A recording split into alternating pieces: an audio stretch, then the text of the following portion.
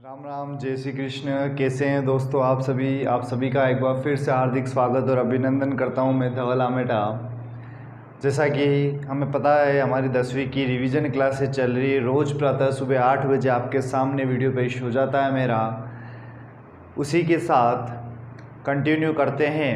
हमने त्रिकोणमिति topic number 6 चालू कर दिया था और टॉपिक नंबर 6 के अंदर हमने कल जो क्लास ली थी उसमें पार्ट 1 देख लिया था और पार्ट 1 के अंदर हमने सारणी से संबंधित सारे प्रश्न देख लिए थे कि सारणी को कैसे बनाया जाता है। सारणी के अंदर जितने 6 अनुपात हैं उन 6 अनुपातों के जो मान है वो कैसे किए जाते हैं, सारणी को कैसे याद रखी जाती है, वो सारा चीज़ मैंने आपको बताया था। साथ ही मैंने आपको बताया था हाथ की उंगली पर, हाथ की 5 उंगलियों के ऊपर त्रिकोणमिति के 6 अनुपात के मान कैसे निकाला जाता है।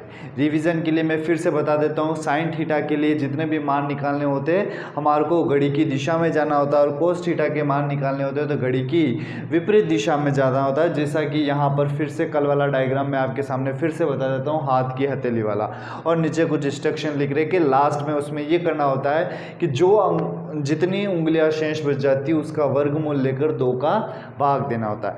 आज अपन इसी टॉपिक का पार्ट 2 लेके आए हैं और पार्ट 2 के अंदर उन सारे प्रश्नों पर बातचीत करेंगे जो बोर्ड परीक्षा में आए हुए हैं और जो बोर्ड परीक्षा की दृष्टि से महत्वपूर्ण है। बात करते हैं पहले प्रश्न की। मैं उम्मीद करता हूँ कि आप सभी तैयार हैं पढ़ने के लिए। सुबह सुबह की जो क्लास रहती है उसमें नींद तो बहुत आती है, लेकिन क्या करें, परीक्षा भी आ गई है। स्टार्ट करते पहला प्रश्न अपनी स्क्रीन पर देखते हैं। पहला प्रश्न 2 tan square 45 degree plus cos square 30 degree minus sine square 60 degree. ये मॉडल पेपर 2011-12 के अंदर प्रश्न पूछा गया है। अब इसमें कुछ भी नहीं करना है दोस्तों, आपको अगर सारे मान याद है, जैसा कि मैंने कल आपको सारणी में याद रखने के लिए बताया भी था और हाथ की उंगली पर भी बताया था कि tan स्क्वायर 45, तो यहाँ पहले सबसे पहले देख लीजिए इन सभी का क्या कर रखा है, वर्ग कर रहा है। जब भी ऐसा सवाल आ जाता है उसको सीधा क्या करना है, जो सवाल आपको दे रखा है 2 tan 45 डिग्री, इसका आप कर दीजिए स्क्वायर, कोष्टक लगा दीजिए, प्लस कोस 30 उसका आप कर दीजिए स्क्वायर, माइनस साइन 60 इसका कर दीजिए आप स्क्वायर। अब हमें पता है tan 45 का मान कितना होता है, 1 होता है, इसका वर्ग कर दिया। कोस 30 का मान कितना होता है, √3/2 उसका वर्ग कर दिया। साइन 60 का मान कितना होता है, √3/2 उसका हमने कर दिया वर्ग, क्योंकि साइन 60 और कोस 30 का मान 1 होता है, मतलब दोनों समान होते हैं। 1 का मतलब ये 1 का वर्ग किया 1, 1 का गुणा 2 से किया 2, प्लस √3 का स्क्वायर हो गया 3 और 2 का स्क्वायर हो गया 4, माइनस √3 का स्क्वायर हो गया 3, 2 का स्क्वायर हो गया 4, माइनस 3/4 से प्लस 3/4 घट गया, आंसर कितना आ गया 2। तो इस पूरे का मान कितना हो जाएगा दोस्तों, इस पूरे का मान हो जाएगा आपके पास 2 हो जाएगा। बस आपको कुछ भी नहीं है, छठी प्रश्नावली के अंदर सरल सरल प्रश्न ही आएंगे, उसके मान आपको याद होने चाहिए सारे। तो पहला प्रश्न ये आपके सामने, इसे जल्दी से नोट कर लीजिए। tan a बराबर 3/4, तो sec a into 1 minus sine A, sec a plus tan a का मान ज्ञात कीजिए। ये सवाल माध्यमिक शिक्षा बोर्ड 2012 के अंदर पूछा गया। दोस्तों इसके अंदर हमें sec a, sin a और इसका मान निकालना है, यानी किसके आधार पर, इस tan a के आधार पर। और tan a का मान हमारे पास कितना दे रखा है दोस्तों, 3/4 दे रखा। अब इस सवाल को करते कैसे वो देख लीजिए। यहाँ पर क्या है, हमारे पास क्या दे रखा है, हमारे पास दे रखा है tan a बराबर दे रखा है 3/4। हम जानते हैं दोस्तों कि tan थीटा बराबर क्या होता है, आपको याद रखने के लिए लाल कक्का याद होना चाहिए। tan थीटा जो होता है वो होता है लंब बटे आधार होता है, यानी हमने यहाँ से लिख दिया इसको लंब बटे आधार। तो लंब का मान हो गया आपके पास 3, आधार का मान हो गया आपके पास 4। पाइथागोरस प्रमेय होती है दोस्तों, कर्ण स्क्वायर बराबर आधार स्क्वायर माइनस आधार स्क्वायर प्लस लंब स्क्वायर, यानी पाइथागोरस प्रमेय क्या होती है, कर्ण स्क्वायर बराबर आधार स्क्वायर प्लस लंब स्क्वायर। अब आपके पास लंब भी है आधार भी है।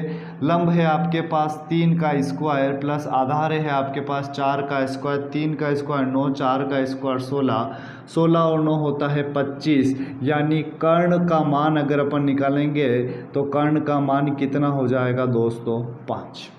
हमारे पास कर्ण आ गया, आधार है, लंब है। अब हमारे को क्या निकालना है? Sine theta. दोस्तों साइन थीटा मतलब होता है, क्या होता है? साइन थीटा बराबर होता है लंब बटे कर्ण। यानी लंब का मान आपके पास कितना है? 3 और कर्ण का मान कितना आया? 5। आपको निकालना है सेक थीटा, यानी सेक ए की वैल्यू निकालनी है। कोस थीटा बराबर होता है आधार बटे कर्ण, तो सेक थीटा बराबर क्या हो जाएगा? कर्ण बटे आधार हो जाएगा। कर्ण का मान आपके पास कितना आया? 5 आया। आधार का मान आपके पास कितना दे रखा है? 4। साइन हो गया, सेक हो गया, टेन ए और टेन ए ऑलरेडी आपको दे रखा है 3/4। इन सभी मानों को आपको इस समीकरण में रखना है। इस समीकरण में रखते हैं, यहाँ पर देखना, इसको मैं थोड़ा इधर कर देता हूँ अलग से। इन सभी मानों को इस समीकरण में रखना है। सबसे पहले है सेक ए, और सेक ए का मान कितना है आपके पास? 5/4 कोष्टक 1 माइनस साइन ए का मान कितना है? 3/5 इंटू सेक ए प्लस टेन ए। सेक ए का मान कितना है? 5/4 प्लस टेन ए का मान कितना दे रखा है? 3/4। इसको सोल्व करते तो यहाँ हो जाएगा 5/4, लघुत्तम लिया 5, इसके नीचे कुछ भी नहीं, 1 मान लिया। 1 का गुणा भाग 5 में दिया 5 बार, 5 का गुणा 1 से किया 5 माइनस 3, इधर आ जाएगा 4 आ जाएगा, 5 प्लस 3 आ जाएगा, इधर हो जाएगा 5/4 इंटू 5 में से 3 गया 2/5 इंटू 5 और 3 हो गया 8/4। 4 से 8 कट गया 2 बार, 2 से 4 कट गया 2 बार, 2 से 2 कट गया, 5 से 5 कट गया। पूरे का आंसर कितना आ गया दोस्तों? इस पूरे का आंसर आ गया 1। यानी ये जो पूरा सोल्व करेंगे उस सभी का मान जो आ जाएगा वो कितना आ जाएगा दोस्तों? 1 आ जाएगा। नेक्स्ट सवाल 2013 के अंदर पूछा गया साइन ए बराबर 3/5, तो कोस ए व कोसेक ए का मान कितना होगा? जस्ट जो दूसरा सवाल किया सेम वैसे ही करना है। इसमें आपको कोस ए और कोसेक ए का मान निकालना है। यानी सबसे पहले आपको क्या दे रखा है? साइन ए का मान दे रखा है। हम जानते हैं साइन ए बराबर लाल बटे कक्का से क्या लिख सकते हैं अपन? लंब बटे कर्ण लिख सकते हैं। यानी हमारे पास लंब का मान 3 है, कर्ण का मान कितना है? 5। अब हमें किसकी ज़रूरत है? हमें आधार की ज़रूरत है। पाइथागोरस प्रमेय क्या होती है दोस्तों? कर्ण स्क्वायर बराबर होती है आधार स्क्वायर प्लस लंब स्क्वायर। अब इससे जो मान दे रखा है, लंब का मान कितना दे रखा है? 3 का स्क्वायर दे रखा है। आधार का मान नहीं दे रखा, उसको ऐसा कैसा लिख दीजिए? कर्ण का मान 5 दे रखा है, लिख दिया। 5 का वर्ग हमने किया, कितना होता है? 25। आधार का स्क्वायर की जगह आधार का स्क्वायर 3 का वर्ग होता है 9। इस 9 का पक्षांतर करेंगे, इधर आ जाएगा, यानी ये हो जाएगा आधार का स्क्वायर बराबर 25 माइनस 9। 25 में से 9 गए तो कितना बचा? 16 बचा। यानी यहाँ से अगर आधार का मान निकालेंगे तो आधार का मान कितना हो जाएगा? आधार का मान हो जाएगा आपके पास 4। हमारे पास लंब है, कर्ण है, आधार है। अब हमें कोस ए और कोसेक ए का मान निकालना है। जब कोस ए की वैल्यू आपके कोस ए बराबर क्या होता है? आधार बटे कर्ण। कोस ए बराबर क्या होता है? आधार बटे कर्ण। आधार का मान कितना आया? 4 और कर्ण का मान कितना दे रखा है? 5। दूसरा हमें क्या निकालना है दोस्तों? दूसरा हमें निकालना था कोसेक ए। अब यहाँ देखो हमारे पास कोस ए और कोसेक ए निकालना है। इसका मतलब इस प्रश्न में हमें सिर्फ एक मान ही निकालना था। क्यों? क्योंकि पहला मान साइन ए दे रखा और साइन का उल्टा क्या होता है? कोसेक ए। जब साइन ए बराबर 3/5 है तो कोसेक ए बराबर कितना हो जाएगा? 5/3। ये इसका आंसर। तो प्रश्न को देखकर घबराना नहीं, उसमें क्या पूछा गया उस पर आपको ध्यान से देखना है। नेक्स्ट सवाल साइन थीटा बराबर 1/2, तो 1 minus sine square theta upon sine theta का मान क्या होगा? और ये सवाल माध्यमिक शिक्षा बोर्ड 2014 की परीक्षा में पूछा गया। अब इसमें कुछ भी नहीं करना, जो मान दे रखा है उसको आपको जो मान निकालना है उसमें रखना है। अब यहाँ क्या है 1 - 2 sin स्क्वायर थीटा, यहाँ लिख सकते हैं 1 - 2, इसको लिख दिया हमने साइन थीटा का होल स्क्वायर अपॉन नीचे लिख दिया साइन थीटा। ये हो जाएगा 1 - 2 साइन थीटा का वैल्यू कितना दे रखा है 1/2, उसका क्या करना है स्क्वायर अपॉन नीचे क्या लिखना है 1/2 का स्क्वायर कितना होता है 1/4 होता है। ये हो जाएगा 1 - 2 × 1/4, 2 से 4 कितनी बार कट गया 2 बार। ये हो जाएगा 1 - 1/2 अपॉन 1/2। जब 1 में से आधा गया तो कितना बचा, यानी 1 - 1/2, 1 मतलब 1 किलो में से आधा किलो चला गया तो कितना बच गया, आधा किलो बच गया। और नीचे भी कितना है आधा किलो से आधा किलो कट गया, बच कितना गया 1 किलो। इसका आंसर आ गया, यानी कितनी बार भाग गया, एक बार भाग गया। तो इस पूरे का मान कितना आ गया, इस पूरे का मान आ गया 1। नेक्स्ट सवाल 2015 के माध्यमिक शिक्षा बोर्ड परीक्षा में पूछा गया 3 cot A = 4, तो 1 - 10 square A upon 1 + 10 square A का मान बताइए।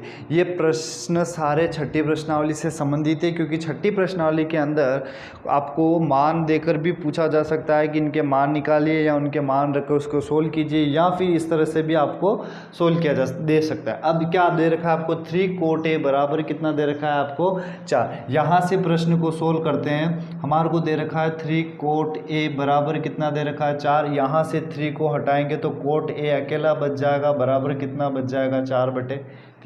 कोट किसका उल्टा होता है 10 का। जब cot A बराबर 4/3 है तो यहाँ कितना हो जाएगा 10A बराबर कितना हो जाएगा 3/4। 10A का मान आ गया, इन सारे मान को इसमें रख दीजिए 1 - 10A का होल स्क्वायर अपॉन, इसको भी लिख सकते हैं 1 + 10A का होल स्क्वायर। 10A का वैल्यू कितना आया हमारे पास 3/4, यानी 1 - 3/4 का हमने क्या कर दिया स्क्वायर अपॉन, यहाँ लिख दिया 1 + 3/4 का स्क्वायर। यहाँ पर भी 3/4 स्क्वायर है, यहाँ पर भी 3/4 स्क्वायर। इसको काट मत देना, कुछ बच्चे तो होते उसको काट देते क्योंकि सेम संख्या नहीं है बच्चों, यहाँ पर प्लस माइनस है।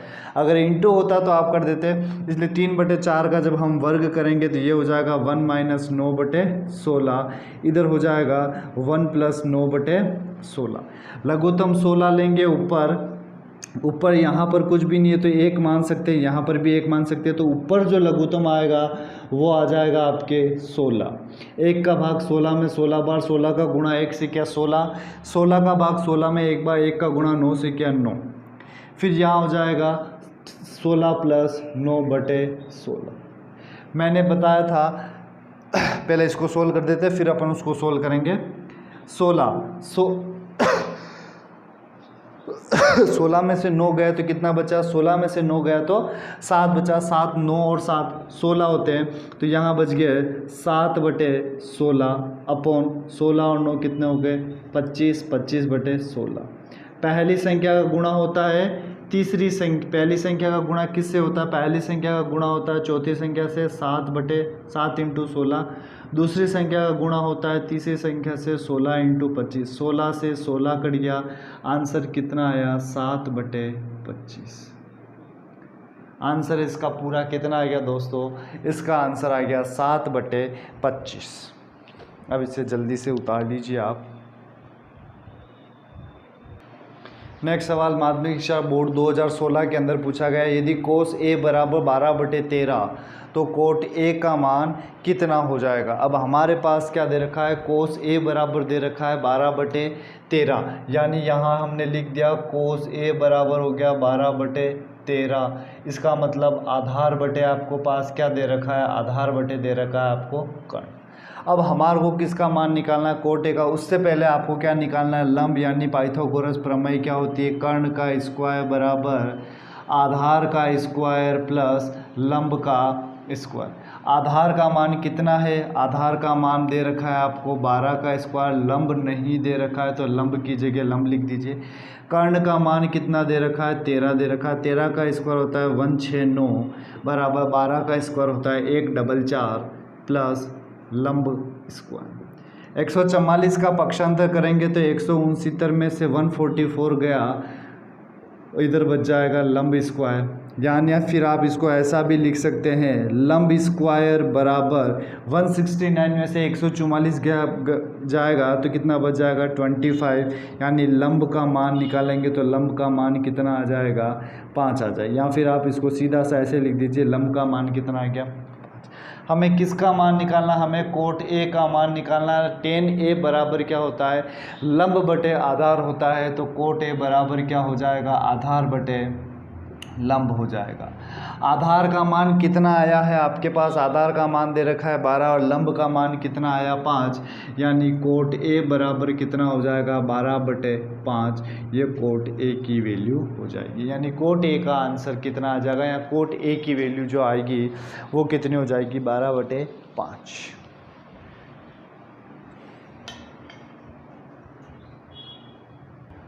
नेक्स्ट सवाल 5 cos square 60 plus 4 sec square 30 minus 10 square 45 upon sine square 30 plus cos square 30।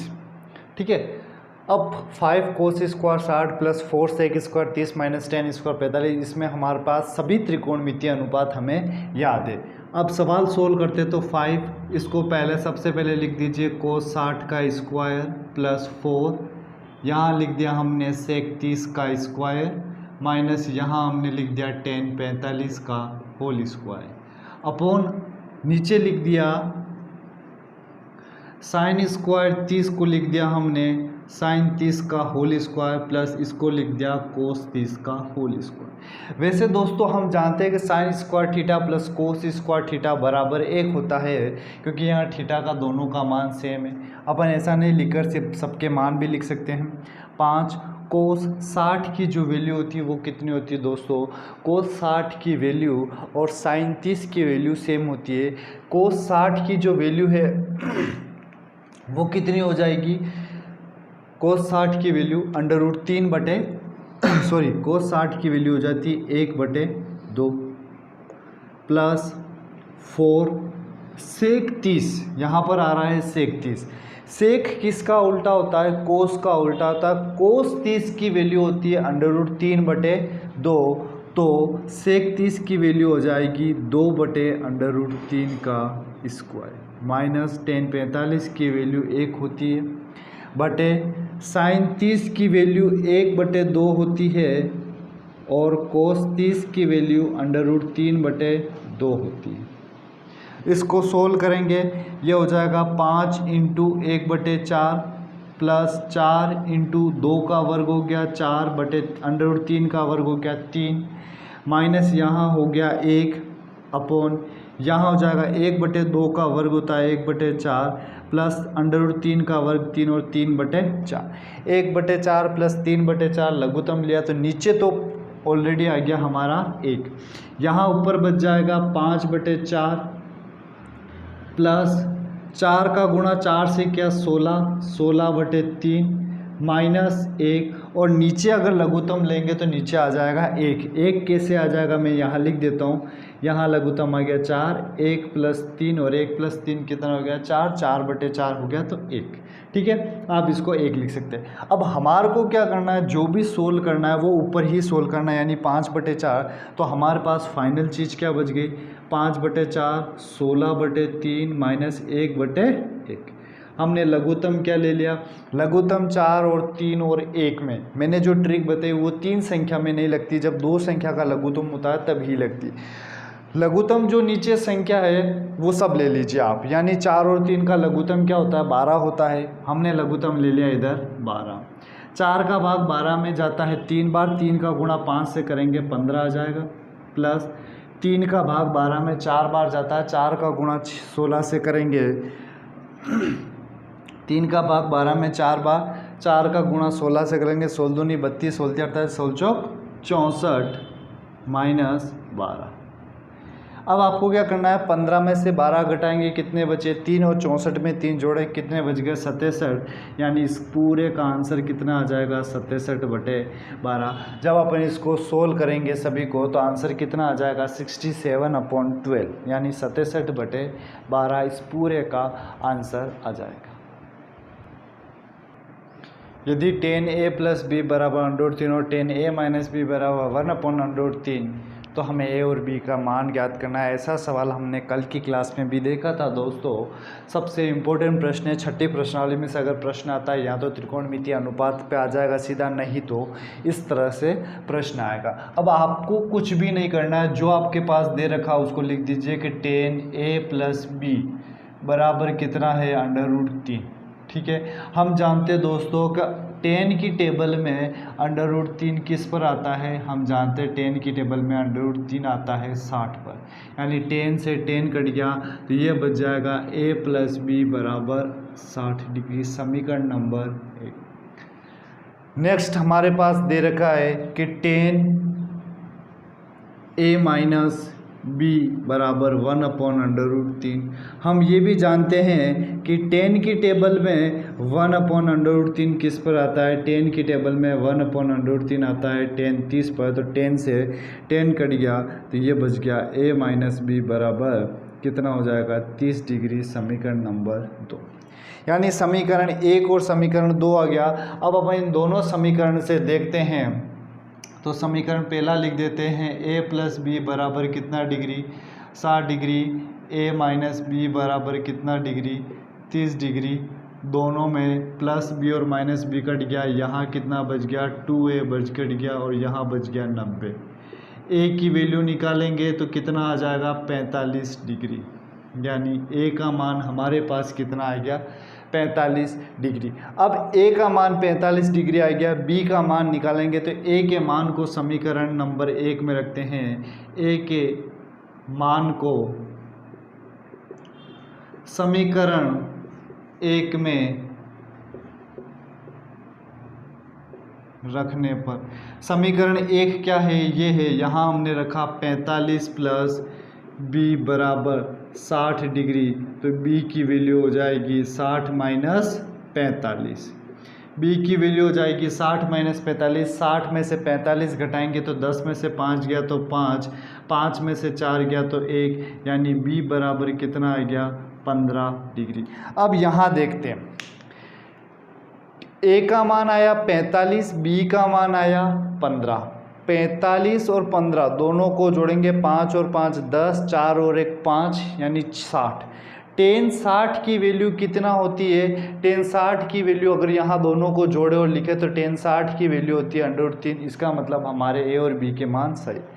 45 में से 15 गया तो कितना बचा 30, और tan 30 की वैल्यू होती है 1/√3। इसका मतलब ये भी हमारे मान सही है, तो a और b का जो मान है वो सही है। अब दोस्तों यहाँ पर तो ये जो हमारी छठी प्रश्नावली चल रही थी उसका आज हमने पार्ट 2 लिया। इस पार्ट 2 के अंदर जो बेसिक चीज़ थी वो हमने कल डिस्कस कर ली, और आज मैंने उसी के हिसाब से जो महत्वपूर्ण प्रश्न थे उन प्रश्नों पर हमने चर्चा कर ली। अब हमारा नेक्स्ट जो कल की क्लास शुरू होगी वो चैप्टर नंबर 7 पर शुरू होगी, और चैप्टर नंबर 7 सबसे महत्वपूर्ण है। चैप्टर नंबर 7.2 जो है वो पूरक कोण से संबंधित है, जो तो एक हिसाब से इजी है, लेकिन चैप्टर नंबर 7.1 जो है वो सबसे महत्वपूर्ण सवाल है, टॉपिक है, और इसमें से सबसे ज़्यादा प्रश्न आते हैं सिद्ध कीजिए वाले। इसलिए कल की क्लास सबसे महत्वपूर्ण क्लास रहेगी। कोई भी अनुपस्थित नहीं रहे, सुबह सभी जने 8 बजे क्लास में उपस्थित होने का प्रयास करिएगा। और जो मेरा अभी वीडियो देख रहे हैं लाइव, उन सभी से भी निवेदन है कि आप सुबह 8 बजे चैप्टर नंबर 7 के साथ तैयार रहिएगा। मतलब मैं चैप्टर नंबर 7 में पढ़ाऊँगा, आप पढ़ने के लिए तैयार रहेगा। बस कुछ ही दिनों की बात है दोस्तों, फिर ये जंग तो हम जीत ही जाएंगे। इसी के साथ मैं आप सभी से विदा लेना चाहता हूँ आज की इस क्लास से। राधे राधे, जय श्री राम।